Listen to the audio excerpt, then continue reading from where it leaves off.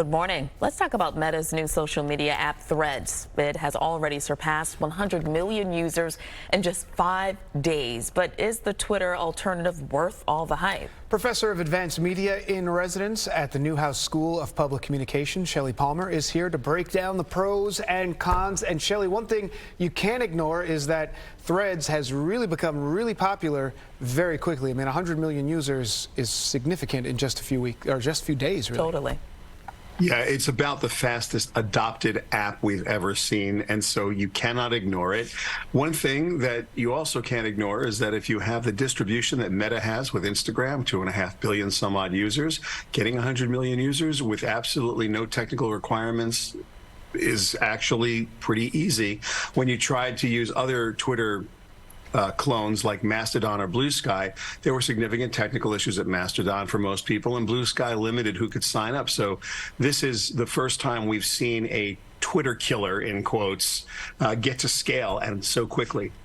Is there a thirst to replace Twitter? I mean, that's sort of what it seems like here. I mean, could it actually do it? Dan deleted his Twitter account. I'm just putting him out there. I He's didn't delete it. I just had to get. Twitter had become so like spammy. There's just so much junk going on Twitter. I can't. I'm not going to open this for a while. Okay, so here's the thing.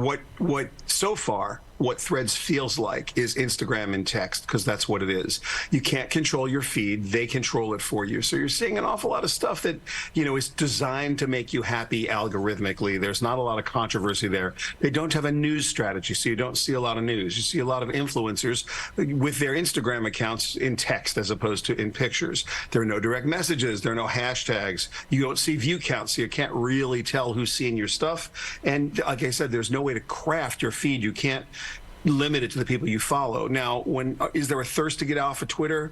The hype cycle, the Elon haters, there's plenty of people who say Twitter is terrible. I have just as many friends who have very specific uses for Twitter where they only interact with the people they follow and vice versa, where it's a very important news feed for industries like engineers who do software, like in my own industry, which is advanced technology and strategy. We have a lot of people we follow and they follow us, and it's a really nice way for the industry to get together. That said, Twitter itself is a pretty toxic place if you just let it go by itself and you don't filter it. I want to ask you about that. Is the audience tanking? I mean, is everyone moving over to Threads? So Twitter's privately owned, and their numbers are hard to calculate, but the people that do calculate Twitter numbers are telling us there's been a dip in the last couple of days. I don't know that people have more brain space available or time available. So the idea of splitting your social media between Twitter and another text app and Instagram and the occasional Facebook when your grandmother sends you something, it's going to be interesting to see how many social media apps, like Dan, how many are you willing to? Tashanea, how many are you willing to look at every day? Shelly, I hate to wrap you up, but we got to go. So what grade do you give Threads? Threads is a solid C+, B-, and it's going to be an A when they get their act together. It really is. Okay. Heard it here first. Shelly Palmer. Shelly Palmer. Thank you so much. Always a pleasure.